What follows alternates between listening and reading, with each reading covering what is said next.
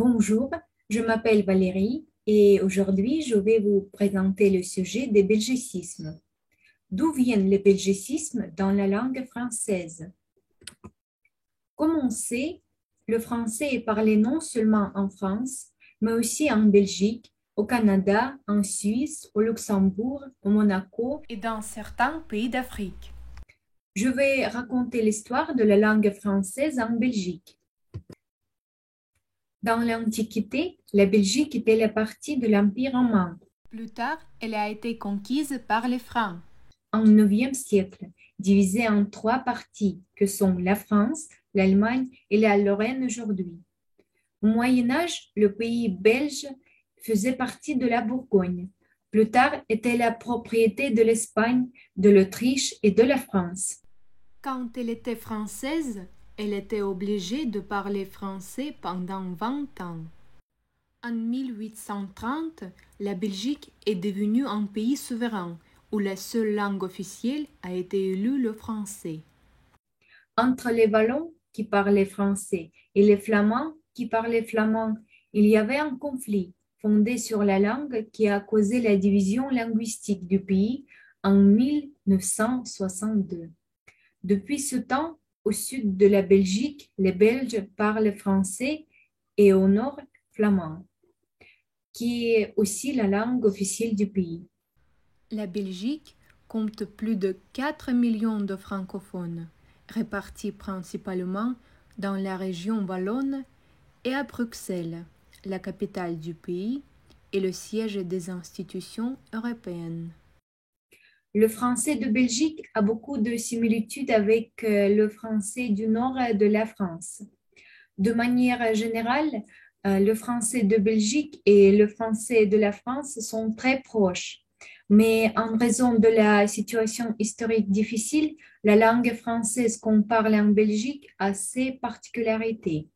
Ce sont les belgicismes et il y en a plus de 2000. Donc, qu'est-ce qu'un belgicisme? Un belgicisme, c'est un mot, une expression ou une tournure de phrase propre au français de Belgique. Le français de Belgique se distingue du français de France à travers certains mots du vocabulaire courant. Par exemple, le nombre.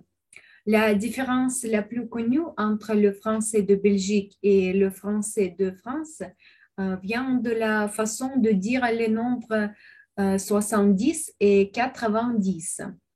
Là où les Français disent 70 et 90, les Belges disent 70 et 90. Par exemple, Béatrice est née en 78. C'est pour la France. Et Béatrice est née en 78. C'est pour la Belgique. Les francophones de Belgique se distinguent aussi des Français par la façon dont ils nomment les repas. En France, c'est petit déjeuner le matin, déjeuner le midi et dîner le soir. En Belgique, c'est petit déjeuner ou déjeuner le matin, dîner le midi et souper le soir.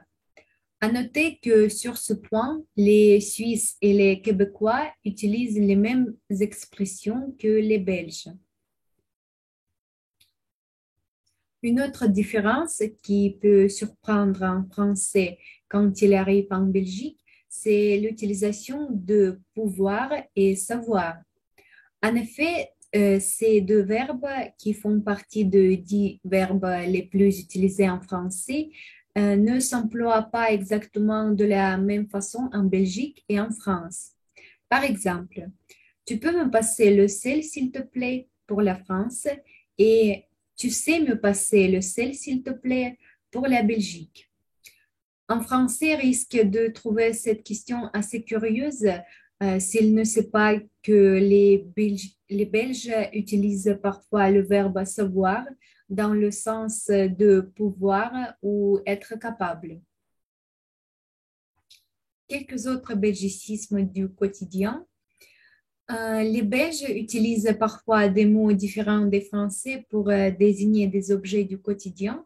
Par exemple, un GSM, un téléphone portable, un bic, c'est un stylo, et un essuie, C'est une serviette. Le français de Belgique a aussi certaines particularités phonétiques. Pour distinguer en français et en belge, demande-leur de prononcer Bruxelles. Il y a de fortes chances que le français dise Bruxelles en prononçant le X comme dans taxi, alors que le belge dira Bruxelles en prononçant le X comme un S sourd. On trouve une autre différence entre français et belge dans la prononciation de la lettre OU.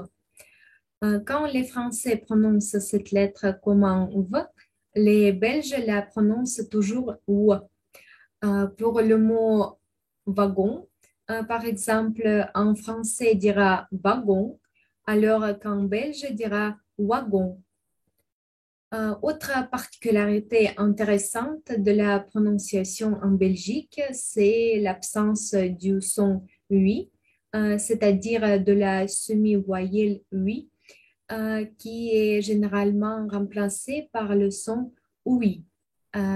Pour dire 8, les Belges ne diront donc pas oui, mais oui. On retrouve ce phénomène dans des mots comme cuisine, cuisse et fuir, etc. Et voilà quelques expressions 100% belges. Premièrement, c'est vraiment un baraki de kermesse. Le baraki est l'équivalent du bof en France, c'est-à-dire une personne un peu prétentieuse et vulgaire, pas très cultivée. Par exemple, Jean-Pascal, c'est vraiment un baraki de kermesse. Expression numéro 2, je te dis quoi? Cette phrase qui peut paraître étrange signifie tout simplement je te tiens au courant. Par exemple, écoute, je me renseigne et je te dis quoi? Expression numéro 3, non, peut-être. Contrairement à ce qu'on pourrait croire, cette expression bruxelloise est une manière un peu ironique de dire oui, bien sûr. Par exemple, tu veux des frites? Non, peut-être. Et pour finir, deux expressions qu'on utilise à la fois en Belgique et dans le nord de la France. Euh, il fait caillant pour il fait froid et il crache pour il pleut beaucoup. Et voilà un florilège de belgicismes parmi les plus courants que vous pouvez apprendre à votre arrivée en Belgique pour comprendre les locaux. Merci de votre attention.